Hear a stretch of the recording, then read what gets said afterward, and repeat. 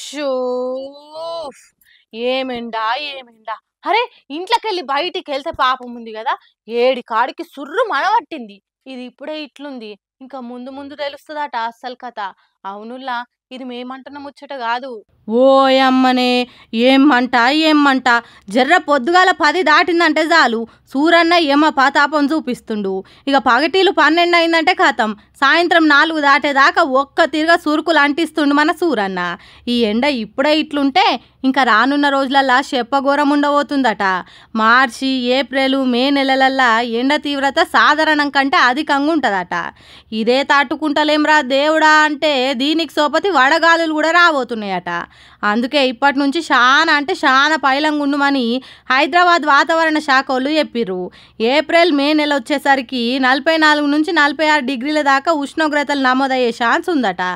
అందుకే ఏదన్నా అక్కరకొచ్చే పని ఉంటే తప్పితే బయటకు వెళ్ళకుర్రి పొద్దుగాల ఆఫీసులకు జొర్రిరంటే పొద్దుగుకేదాకా ఇంటి తవ్వ పట్టకుర్రి అసలే ఈ పటోలు అలు గునగుల పడుతుర్రు ఇక ఈ ఎండ పాతాపకం దొరికిర్రంటే బలిగాక తప్పది ఎందుకైనా మంచిది ఓ నీళ్ళ డబ్బా నెత్తి మీద తువాలనో దస్తో మాత్రం యాద్ మరవకుర్రి జర కాలం చల్లబడేదాకా ఏమంటున్నాం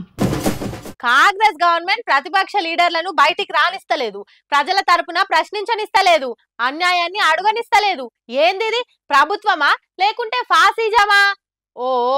ఇది నేననేది కాదు బీఆర్ఎస్ పార్టీలు అడుగుతుర్రు పోలీస్ రాజ్యం నడుస్తున్నదా అంటున్నారు మరి గా ముచ్చట ఏందనేది మనం కూడా తెలుసుకోవాలి కదా పాండ్రి మళ్ళా మాజీ మంత్రి హరీష్ రావు మీద కేసు పెట్టింది కదా కాంగ్రెస్ సర్కారు అది ఎందుకు పెట్టినరో చెప్పుమంటుర్రు బీఆర్ఎస్ పార్టీలు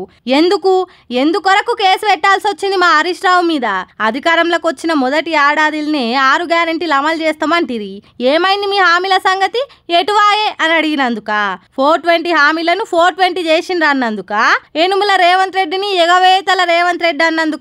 ఎందుకు పెట్టిండ్రు కేసు మా హరీష్ రావు రుణమాఫీ గురించి అడిగినందుక రుణమాఫీ పేరుతోని రైతులను దగా చేసిన సీఎం ఆయన హాయిగానే ఉన్నాడు మా హరీష్ రావు మీద కేసు పెట్టుడు ఎక్కడిది అని అంటున్నారు ఎస్ఎల్బీసీలు ఉన్న 8 మందిని కాపాడాలని అక్కడికి పోయినందుక వాళ్ళని కాపాడుట్లా సర్కార్ ఫెయిల్ అయింది అన్నందుక అంటే కాంగ్రెస్ గవర్నమెంట్ లా సర్కార్ను ప్రశ్నించొద్దా 14 నెలలల్లా 4 ప్రాజెక్టులు కుప్పగూల్నే అన్నందుక కేసు పెట్టింది బాచుపల్లి పోలీస్ స్టేషన్ లో కేసు పెట్టిండ్రు కదా ఇంకెన్ని స్టేషన్లలోనైనా పెట్టుకోండి కానీ ప్రజల తరపున ప్రశ్నించుడు ఆపం కాంగ్రెస్ సర్కార్ జనానికి ఇచ్చిన హామీలు అమలయ్యేదాకా మా హరీష్ రావు ప్రశ్నిస్తూనే ఉంటాడు తెలంగాణ ఉద్యమంలో ఎన్నో కేసులు పెడితేనే భయపడకుండా కొట్లాడిండు మా లీడరు అసోంటి మా హరీష్ రావుకు మీ కాంగ్రెస్ పార్టీ పెట్టే కేసులు పెద్ద లెక్కే కాదు అని అంటున్నారు